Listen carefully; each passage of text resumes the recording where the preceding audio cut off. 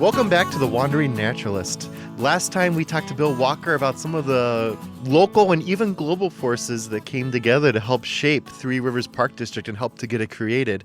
And today we're going to talk to one of our former associate superintendents and former naturalist for Three Rivers Park District about how environmental education has really been an important part of the park district from the very beginning.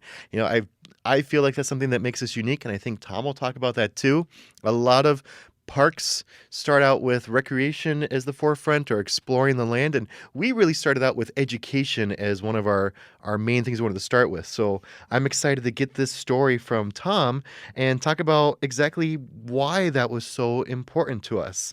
Yeah, we kind of got the land, but what comes next? What do you do with that land? How do you connect it to the surrounding communities? So I think that's really, again, like Brandon mentioned, what makes us really unique. Yeah, because you have to do that. People don't want to take care of the land if they don't care about it. And that's where the education really comes in. Tom, thank you for coming and talking on our podcast. Could you tell us a little bit about yourself and your background? Sure. As you mentioned, I worked for the Park District for almost 40 years. And I am originally... Kudos, that's huge. Well, it's less than... you don't find people doing that as often now. Not at a single job, no. Actually, and it wasn't my first job. I came to Minnesota from Pennsylvania. I came as another transplant. High school... I think you're the only one so far, Angela, on this podcast who's from Minnesota. Feeling left out. I was a high school biology teacher, having taught high school in Pennsylvania, state of Virginia, and then also in Central America in the Peace Corps. And came to Minnesota and was trying to get out of the classroom and into environmental education settings. And I, at that time, discovered that there were more nature centers in the metropolitan area than there were in the entire state of Pennsylvania. So I saw this as a career path that I wanted to pursue. So that's how I ended up here. What did you start here at the Park District? What position? I did some seasonal naturalist work at Eastman Nature Center, and then It's a good nature center. In 1979, I was hired as a full-time interpretive naturalist at Lowry Nature Center. All right, and then you moved on to other things. I did. During that 40-year career, or almost 40-year career, I worked as an interpretive naturalist. I worked as the outdoor recreation specialist at Coon Rapids Dam. I was supervisor of Eastman Nature Center. I was also director of natural resources management for about 10 years, and then associate superintendent overseeing programs and facilities for the last bit of my tenure. That's an incredible path. So we kind of covered in this history that we talked to Bill about the park districts being established in the 50s, and there was this growing realization that people were losing their connection to nature. And I feel like this is where this educational component comes in. So can you explain, so now we're trying to get into this Lowry section here. And Lowry was not created by Three Rivers. No, the idea actually came from outside of the Park District, although the word serendipity keeps jumping up when I think about the creation of the Park District's outdoor education program. It was very serendipitous that a number of things were going on at the same time. The Park District was established, and it was in its land acquisition phase. And was late 50s, early 60s. They were buying up land and doing some planning as to figuring out what land actually should be set aside as parkland. Something that was going on elsewhere, and as you look into the environmental activism movement, a lot of times the connection, the roots sometimes start with the bird watching hobby. Audubon. There were a number of very influential bird watchers, members of the Minneapolis Bird Club, actually, and the Audubon chapter, and who were also involved at the national level. And so Goodrich Lowry he was just reaching his end of his career. He was in the process of retiring, and he was on the National Audubon Board of Directors. And years later, he was asked to set down a chronology of how all of this came to be. And so I did have the good fortune. I'm old enough and I've been with the Park District long enough that I actually met Goodrich Lowry. That's so cool. And I corresponded with him. I have a couple of letters from him. And I actually met Whitney Eastman as well a year or so before he passed away. That kind of begs the question then, like, who was Mr. Goodrich? Who was Mr. Eastman? Like, Yeah. What was their like? Were they outgoing, affable people? Were they Well, they more were- book people? They were well. First of all, they were colleagues. Okay. They were both businessmen. Goodrich Lowry had a storied career. I think in today's terms, we'd say he represented old money. He had a banking career. Whitney Eastman worked for General Mills. He was an executive. I think one of the differences, Goodrich came from old money, and Whitney was more representative of a hardscrabble background. Went to Dartmouth and was kind of a self-made man. But the two of them had a birding passion that was their bond. In fact, Whitney had preceded Goodrich on the National Audubon Board of Directors. So is that how they got to know each other? I believe so. And then they kind of formed this council then in the Twin Cities? Actually, I think it starts, and again, I'm referring to Goodrich's words, but Okay. Goodrich and his wife Louisa were very active in Audubon. He was on the national board, and one of the things that was becoming in vogue at the national level was for Audubon chapters to start nature centers.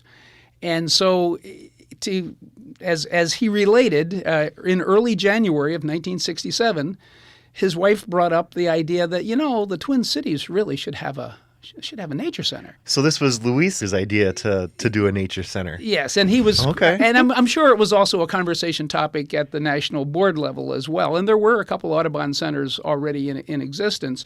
So they apparently were having this ongoing conversation in the first couple of weeks of January 1967. And it was Mrs. Lowry who said, the Park District, which is, at that point had been in existence for 10 years, and it was acquiring land. And as I understand it, the Park District had probably 10,000 acres of land in separate parcels throughout the West Metro area.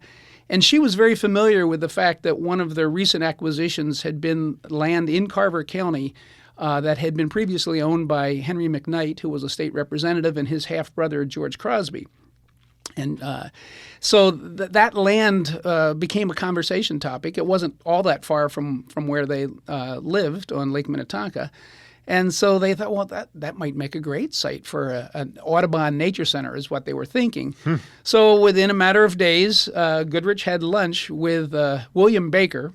And William Baker was, at that time, a Park District commissioner. Now, his father, Morris Baker, was actually a charter founding member of the Park District's board. But by this time, Morris was no longer on the board and his son William was. So Goodrich and William Baker had a conversation, and the quote that I remember Goodrich making in his chronology was that after 15 minutes of talking, Baker stopped him and said, "Our objectives are identical. Let's do it, and let's do it right away." That's I amazing. love meetings like that. Those need to happen more often. And then he goes on to say that by having a common objective, he meant that the preservation of nature and setting it aside for education and for future generations. So there is that, I think, serendipitous meeting and the recognition that they had a common cause. But Park districts, at that point, they were still trying to acquire land. They really weren't doing anything with the land yet. They were certainly buying up land, and the few staff that the Park District had at that point were committed to the natural resources management, trying to figure out, okay, how do we turn this farmland back into its more original state? There was I believe our native plants nursery was just beginning at that point. There was not really a public program in place. And so even though they had this common cause, Goodrich realized that the Park District wasn't in a position to start building a nature center or many of the other facilities as well. So strike while the iron's hot, yes. I'm sure they were thinking. Well, one of his next conversations was with Marv Burrell, who was president of the Minneapolis Bird Club and an Audubon member. And, of course, he was all over it as well and said, yes, that's a great idea, and suggested that, if this is really going to be about education, we need to get the Minneapolis schools in line. So they met with the superintendent of the Minneapolis schools, who had some familiarity with Audubon centers, and of course he said, "Well, count on my support. Yeah, let's get this thing going." I think I was reading something from Mr. Lowry about kind of the creation of this, and the superintendent of Minneapolis had just moved here from another state who had a nature center that his school district worked with. Yes. And so he was looking for that for Minneapolis because it didn't exist yet. Right. Again. So it's almost perfect timing. One of those serendipitous things. So soon after this, they conceived the idea of creating a nonprofit, which ended up becoming the Metropolitan Nature Center Foundation. And their first meeting didn't happen until August of 1967. But there were enough, and again, these were influential people, and when they pulled together their first meeting of the Metropolitan Nature Center Foundation, they had some heavy hitters there. Well, and they had like a Mr. Pillsbury there was from a Pillsbury. Pillsbury's. Yes. Well, there's some big names in There this was state. a second wave of... The Daytons were part of it? Daytons were added at that point. I mean, those are people who really... I mean, they were running big companies. Yes, and so this clearly had some momentum, and the fundraising effort, they identified, and again, we're talking $1967, but they identified a fundraising goal of $500,000, and that was to build the Nature Center and pay all the operating expenses until the end of December 1971. So, over 3 years of operating expenses plus building it for $500,000. Wow. That's amazing. So they had set aside or identified $150,000 needed for construction. Now, by the end of 1967, they had more than half of that raised, and a lot of momentum. As I understand it, in '68 they got involved, and Mrs. Lowry again was instrumental in bringing some of this momentum to a couple of the Wood Hill Country Club, and then another country club in closer to the cities. They held fundraisers. They showed a movie that James Wilkie had put together. That's what The our opening clip from the clips. opening came from, was the Wilkie movie. Yeah. Yeah. So it became at the society level a fundraising effort to build a nature center, a first public nature center in the metropolitan area, was a thing. And so it very quickly got off the ground. They actually had a goal. The Metropolitan Nature Center Foundation met first in August of '67. Their goal was to have the Nature Center opened in the fall of '68, which was amazingly ambitious. As it turned out, a stretch of wet weather and some construction difficulties forestalled that until February of '69. So I have a quote here about that very thing. And so this is from Kathy Heidel's memoir. And Kathy was our first naturalist hired at Lowry. That's correct. So I wanted to read this because it talks about the struggle to build it. The Nature Center was scheduled to open in the fall of 1968, but the builders were way behind schedule due to weather complications. The subsoil was heavy clay, which was very slippery when it got wet. It rained and rained in the spring of 1968. Without a firm road into the building site, which was a mile from the highway, delivery trucks had to navigate an old farm driveway and then go cross lots through the fields. They got stuck, slid off the track, and sank a load of concrete beams in a frog pond, among other mishaps. So those concrete beams are still there. They are. Oh my gosh. And we used to, when I was working as a naturalist, Kathy would look up at the ceiling outside of her office and point to me and say, there's still mud on there. And sure enough, there were some marks that very clearly were probably the result of having to be loaded back onto a truck and pulled out of the awesome. basin. This didn't happen in a vacuum then, where these couple of people are like, oh, we're going to do this. They had massive community support, it sounds like. And I think even more importantly, I can't understate the importance of the Minneapolis public schools being on board. And if It showed it. Well, because I think Kathy talks about how even before the Nature Center opened, they were booked with Minneapolis, like they couldn't take any more Minneapolis schools. Superintendent was at the table when this thing got started, and so it was clear. And I think that's probably still true today. It was certainly true when I was a naturalist there, that the Minneapolis schools, and we have numerous nature centers in the Park District and elsewhere in the Twin Cities, but the connection and the Minneapolis schools tended to come to Lowry more than any of the other nature centers. It's not a close distance. I mean, Lowry's out in Victoria. Right. That's amazing. So okay, the Nature Center's happening now. It's being built. Things are happening even before the doors are open. So they were hiring naturalists such as Kathy. They were working with school groups to get things scheduled. It wasn't open to the public at all yet. That's true.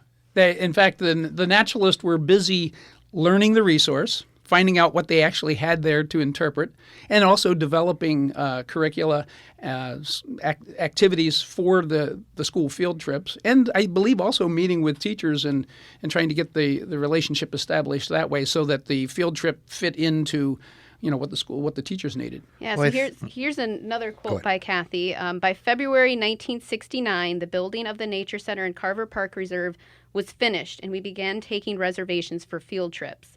It didn't take long to fill our calendar for the remainder of the school year. We were the hottest new facility in town, and the news media gave us lots of publicity. My question is then, we were working with the school district. Goodrich himself said that we need a place for city kids to experience nature. There is obviously a desire to get people out of the city and seeing what nature truly is. We had school groups coming before we even opened up to the public. How did all of that directly influence our park district? Having Lowry Nature Center is such a key to the park district before the public could even get there. How do you feel like that education mission has influenced us? That's a good point, and I think it's one that really does need to be discussed a bit, because you've got the park district who is still busy acquiring land, and they're finding out what their natural resources consisted of, and now you've got a nature center that's it's ready to go. So I believe that perhaps one of the greatest outcomes of this, the fact that the nature center was funded by an outside agency, so the park district didn't have to wait until they had the resources available, because a typical progression would be for I've visited park systems throughout the country now, and a typical progression would be that you acquire the land, you develop the access in the form of trails primarily, and picnic areas and campgrounds and beaches.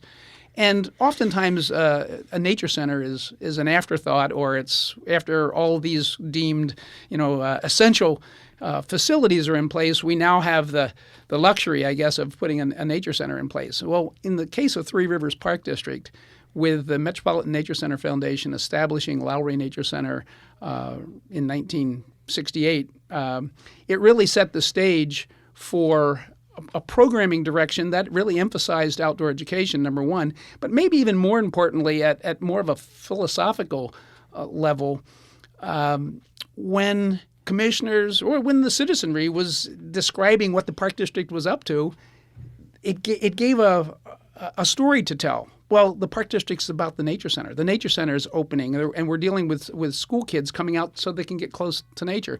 And a few years later, when the park district set about establishing a mission, I believe it was a lot of the story that Goodrich Lowry had really given a voice to that became the basis for our mission, that of promoting environmental stewardship through education and recreation in a natural resources-based park system. That emphasis, that trajectory was set, I believe, because of the impact that Goodrich Lowry and the Metropolitan Nature Center Foundation had early on in the Park District's history. Because our mission statement didn't come to be until the 80s. 1983, actually. 1983, my year of birth. I was on the committee that helped establish that, and I can tell you, first of all, I think it's a great mission. It's serving us very well. But it wasn't automatic. It wasn't like we sat down for 20 minutes and said, oh, yeah, this is what we're about. There were numerous meetings. There were numerous renditions of what the mission should be. But we did have discussion of some other concerns, and we deliberated at length on individual words. That's what you told me, is like it came down to the words you used, how it tied together the sentences. And this is perhaps one of my soapbox issues, but I remember the discussion well. And the word "through," that we promote environmental stewardship through education and recreation. A an earlier rendition had the word "and" in instead of "through." So it's to promote environmental stewardship, recreation, and recreation and exactly. education. Okay, And but you changed that the to through is critical because there's a lot of recreation out there. There's a lot of education out there. But particularly when you think about recreation and all the different permutations that could take, our enabling legislation really charged us with providing access to natural features. And Goodrich Lowry's intent was to provide a place where the city kids could access nature. And so we weren't just about any recreation that you could possibly conceive of. So the word "through," I believe, forces us to provide only that recreation that allows us to promote environmental stewardship. Yeah, it kind of teeters the scale a little bit to that environmental component being up a little bit higher. A little higher. Yep. And it also led to some interesting discussions and consideration because there's a lot of ideas, and probably a year doesn't go by without some outside party coming to the park district saying, hey, could you do this? Could you provide that? And as we discussed the merits of some of those possibilities, we said, this doesn't really allow us to promote environmental stewardship. So no, it doesn't fit here. In my experience, the education is easy for promoting environmental education, but the park district is taking that to every aspect. Like you said, you were telling me that even the golf courses have promoted environmental stewardship. We don't think of golf courses and environment. So how did this mission influence the golf courses to promote environmental stewardship? Well, during the years when I was the new director of natural resources management in the early 1990s, and there was a proposal being discussed at senior management level to expand one of the golf courses that we had inherited.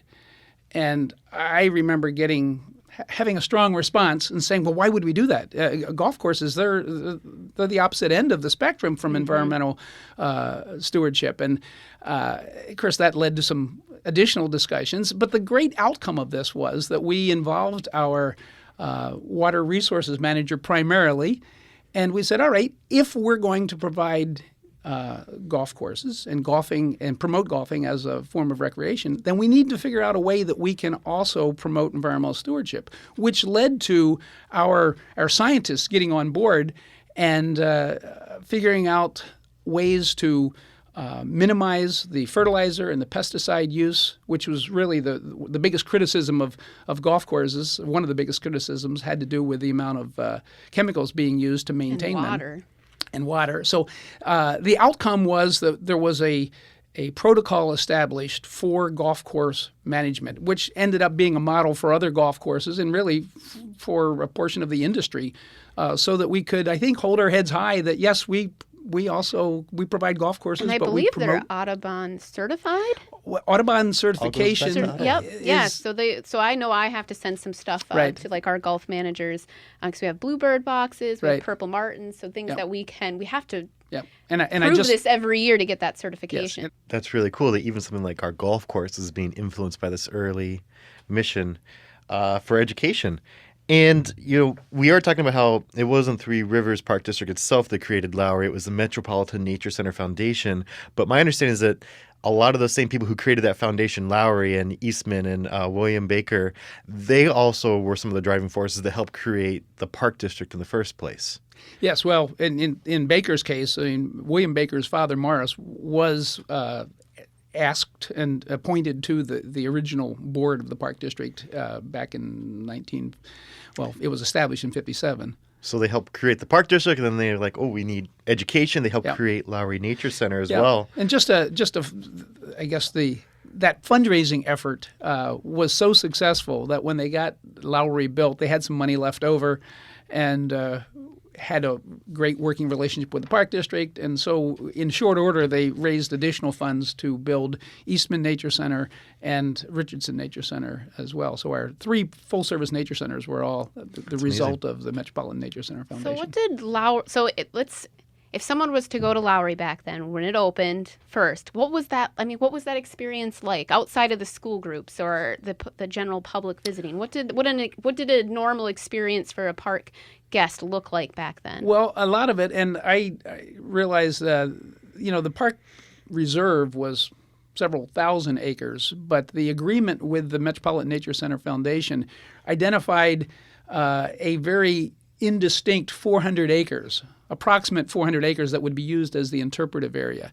So now I didn't start working at Lowry until it had been in existence for 10 years, but the early public programs had a lot to do with park development, the trails, laying out of the trails.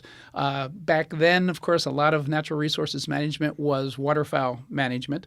Yeah, they had a lot of aerators going. So donut ponds. Yep. They would, in fact, I don't know whether I heard the story, and it's worth retelling. But apparently, one of the most infamous public programs that they conducted back in the early to mid 70s was to invite the public on a Sunday afternoon to see the creation of a donut pond, which was done using dynamite.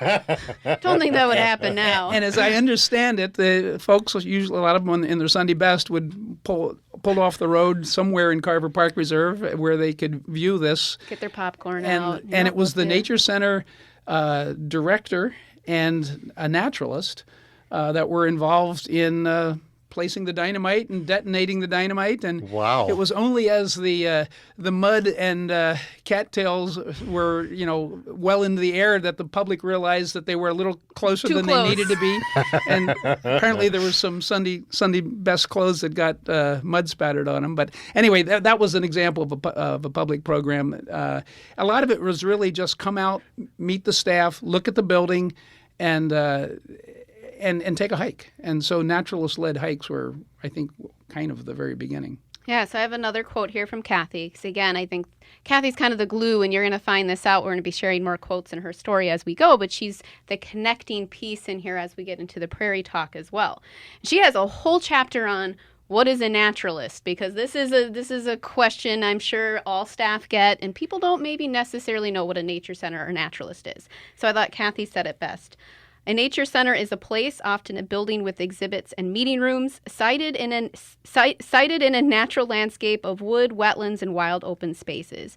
It's a place where people go to learn more about nature in the natural environment. The naturalists who work there lead nature walks for people of all ages, teach children about nature, do environmental education that is related to various components of the school's science curriculum, and prepare interpretive exhibits and printed materials. And by the way, of a variety of entertainment and recreation techniques, try to motivate people to become advocates for protecting our natural world. What's amazing about that, I think, is we're recording this in 2019, and at Lowry Nature Center, they've been doing that for 50 years now. And so then my question to you, Tom, is that Lowry has been doing what Kathy just described for 50 years. It's really shaped our park district up until now. Looking to the future, how do you think it's going to shape our park district for the next 50 years or for the next 100 years? Well, we think now that we can look back 50 years on Lowry's existence. And by the way, I was so fortunate that when I was a new naturalist there, my office was right next to Kathy Heidel's, and I was just a sponge. I learned so much from her. At that point, she was our senior interpretive naturalist. But I think when you look back and you think, well, these folks, the Goodrich Lowrys, the Whitney Eastmans, they were real visionaries.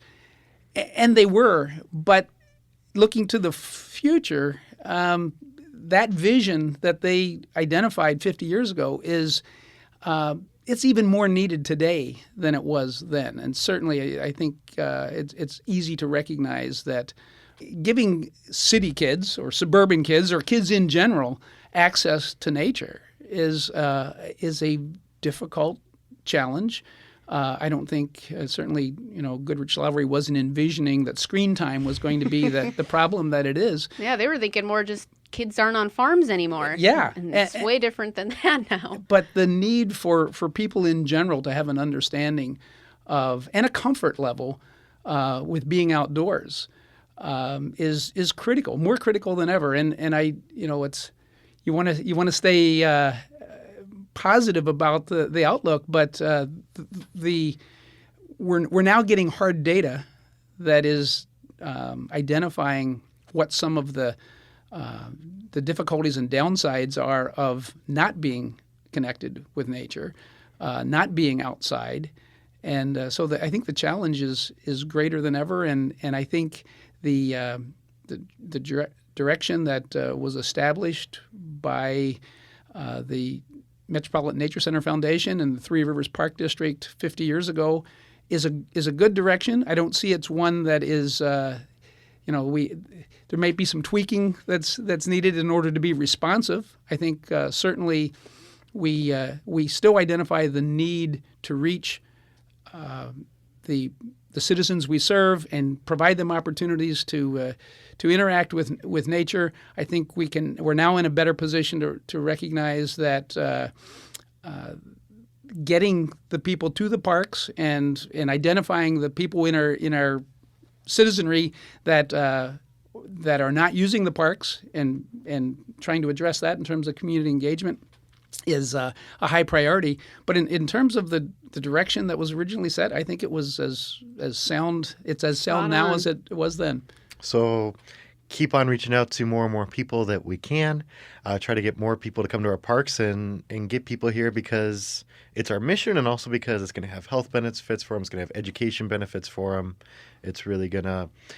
We provide a service to the community, to the people that are here, that helps them in all different aspects of life. Yeah. And recognizing that, yes, getting people to the parks, it's a wonderful experience, but if there's a way, there's nature's everywhere, even in a suburban or urban setting. And I think we can maybe help with that in that regard as well. Well, thank you for coming and sharing all of this history about the Park District and how education got to be such a big part of it.